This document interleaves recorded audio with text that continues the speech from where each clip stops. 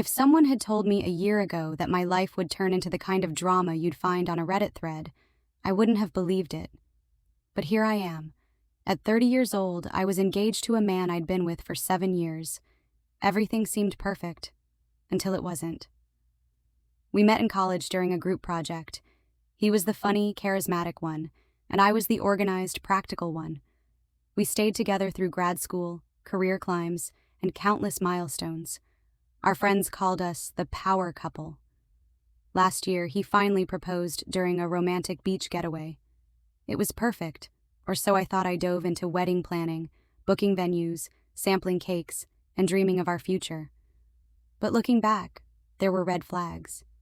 He seemed distant, always on his phone, taking work calls at odd hours. I trusted him until I couldn't. 2 months before the wedding, he dropped the bomb.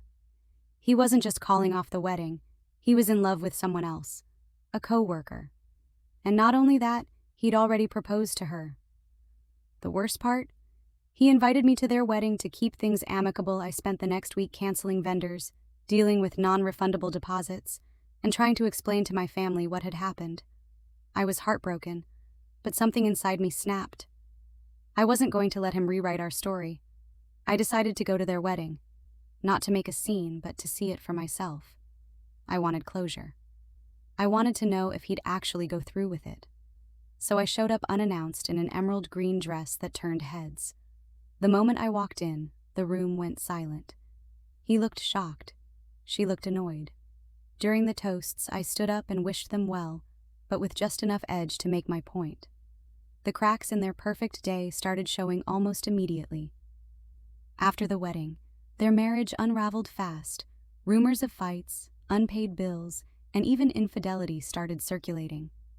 Meanwhile, I focused on myself, therapy, new hobbies, and even a promotion at work. I realized I didn't need their drama to define me. I shared my story anonymously on Reddit, and the response was overwhelming. Strangers shared their own experiences, and I realized I wasn't alone. Their downfall wasn't something I wished for. It was the natural consequence of their choices today. I'm in a new city, building a life I'm proud of. I've met someone new who treats me with kindness and respect. My ex? His marriage ended in divorce just 6 months after the wedding. Karma has a way of working things out. Looking back, I'm grateful for the experience. It forced me to grow, to reevaluate my priorities, and to focus on myself. Life isn't perfect, but it's mine, and for the first time, that feels like enough.